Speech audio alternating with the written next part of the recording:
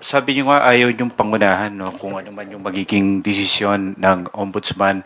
Pero kung sakali ba na mabasura itong kaso na sinisimulan na ngayon ng ombudsman na talakayin dahil nga pinag-comply na itong kampo ni BP at sakali na mabasura, wag naman sana yung kaso, may ibang paraan pa ba na pwedeng gawin ang kampo ng prosecution at the same time hindi kaya ito papasok sa double jeopardy dahil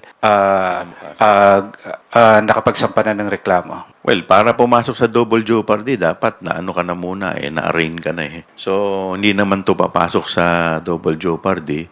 But, of course, it will create an impression to the public, di ba? So, yung impression sa public ang medyo hindi natin alam kung ano yung magiging epekto nito. But tayo naniniwala na sana gampanan ng ombudsman ang kanilang tungkulin. Panghuli na lang po, no? Sa tingin nyo ba ay tatapusin sa mabilisang panahon ni Ombudsman itong kasi by July 27 tapos na po termino nitong si Ombudsman Martires.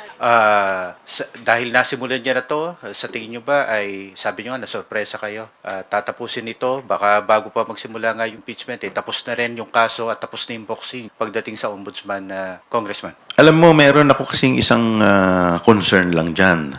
Dahil meron po isang kaso, yung Ombudsman versus Court of Appeal, kung saan sinabi po dito ng ating kagalang-galang na Korte Suprema na yung mga impeachable officers kagaya po ng Ombudsman, bago po sila makasuhan, dapat i-impeach muna sila. So, hindi ko alam kung paano ito i-reconcile dito po sa case po ng ating Vice Presidente. Kung sakasakali na ilabas nila muna ang desisyon bago lumabas ang desisyon ng impeachment court.